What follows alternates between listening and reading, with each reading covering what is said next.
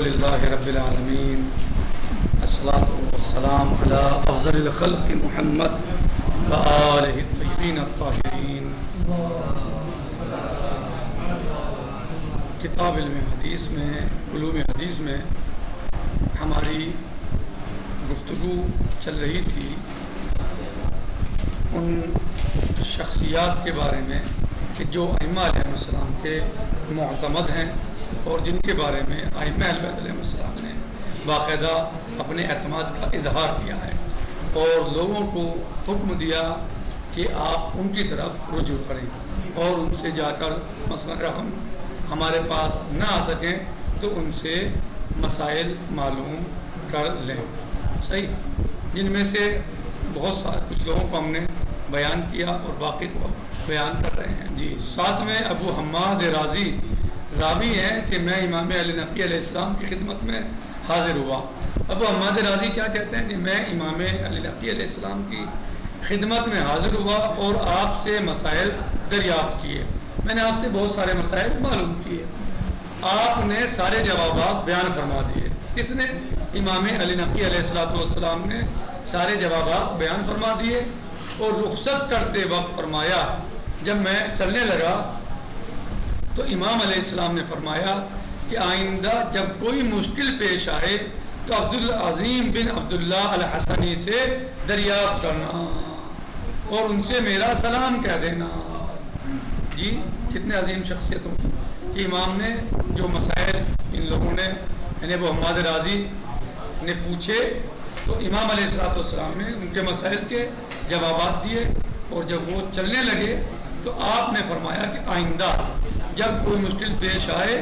تو عبدالعظیم بن عبداللہ الحسنی سے دریافت کرنا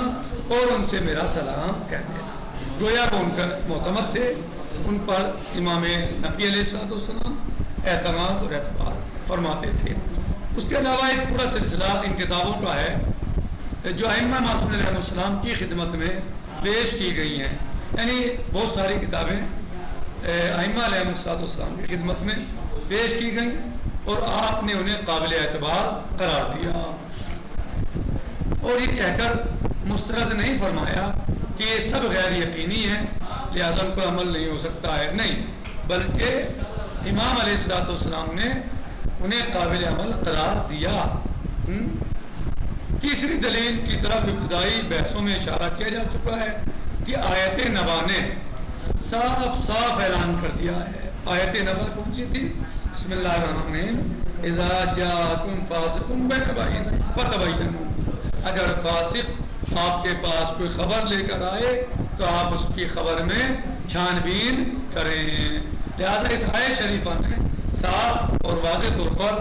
یہ بتایا ہے اور اس سے ظاہر ہوتا ہے، اس کا مفہوم یہ سمجھ میں آتا ہے کہ اگر کوئی مومن خبر لے کر آئے تو اس میں چھان بین کی ضرورت نہیں ہے۔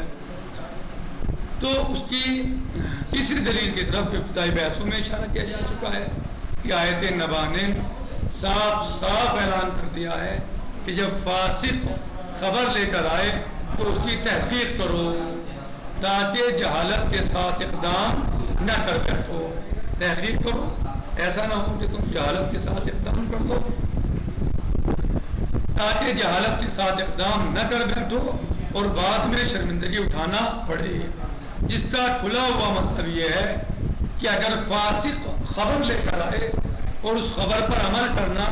جاہلانہ عمل نہ کہا جاتا ہو بلکہ عاقلانہ طریقہ کار کا تصور کیا جاتا ہو تو کسی طرح کی تحقیق کی ضرورت نہیں ہے۔ یعنی ایک فاسق کے علاوہ کوئی عادل خبر لا رہا ہے، کوئی مومن خبر لا رہا ہے،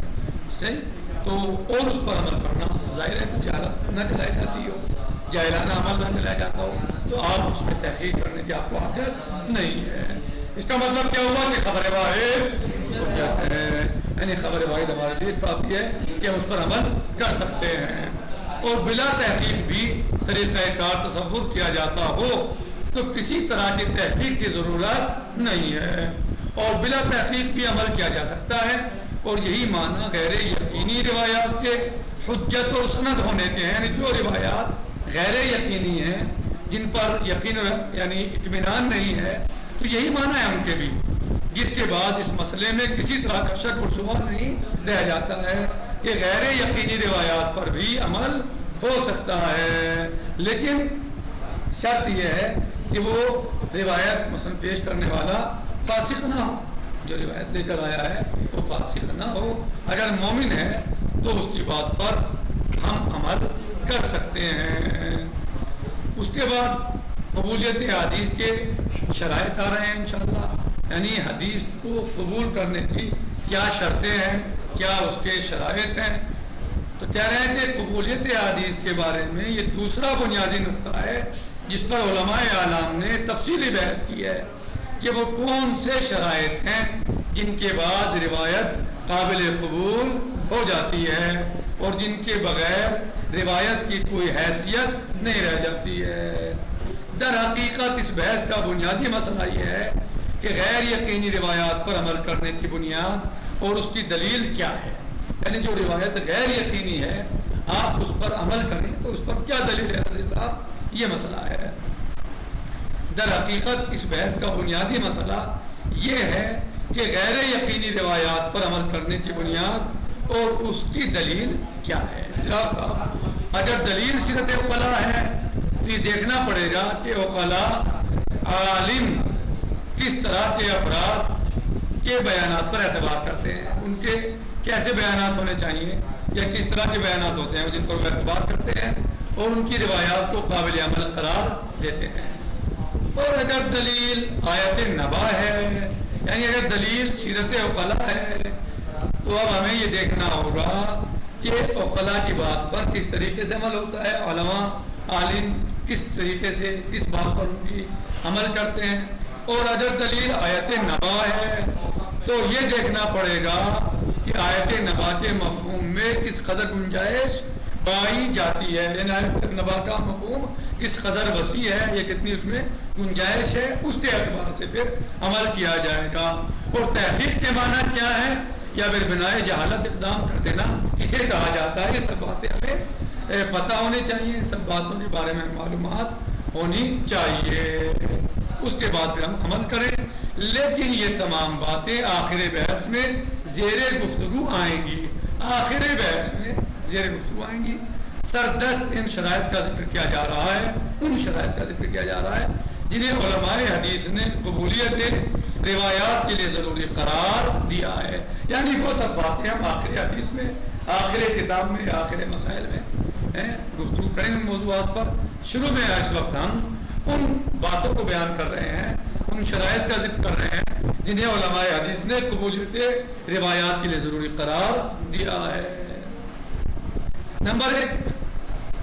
ان میں سب سے پہلی شرط ہے اسلام، یعنی کسی کی روایت کو قبول کرنے کے لیے اسلام پہلی شرط ہے۔ کہہ رہے ہیں کہ ان میں سب سے پہلی شرط ہے اسلام، کہ کافر کی خبر سے جب تک قرائن کی بنیاد پر علم و اطمینان حاصل نہ ہو جائے، صرف اس کے بیان کی بنا پر روایت قابل قبول اور قابل عمل نہیں ہو سکتی ہے، جی، چاہے وہ کافر قبلہ اسلام سے منحرف ہو، چاہے وہ کافر قبلہ اسلام سے منحرف ہو۔ کہہ رہے ہیں کہ کافر کی خبر سے جب تک قرائن کی بنیاد پر علم و اطمینان حاصل نہ ہو جائے، صرف اس کے بیان کی بنا پر روایت قابل قبول اور قابل عمل نہیں ہو سکتی ہے، چاہے وہ کافر قبلہ اسلام سے منحرف ہو یا قبلہ اسلام کی طرف سر جھکانے کے بعد بھی اسلام کی بنیادی عقائد سے منحرف ہو۔ جس طرح کے خارجی ناسبی قادیانی افراد کا حال ہے کہ ان کا شمار اہل قبلہ اسلام میں ہوتا ہے، لیکن یہ واقعاً مسلمان نہیں ہیں، یہ اسلام سے خارج ہیں، مسلمان نہیں، لہذا ان کی روایات بھی قابل قبول نہیں ہیں۔ علاوہ ان مقامات کے جہاں شریعت اسلام خود کافر کی روایت کو قابل قبول قرار دے دے، لیکن اسے قانون کا درجہ نہیں دیا جا سکتا ہے، اسے قانون کا درجہ نہیں دیا جا سکتا ہے۔ لہذا ہم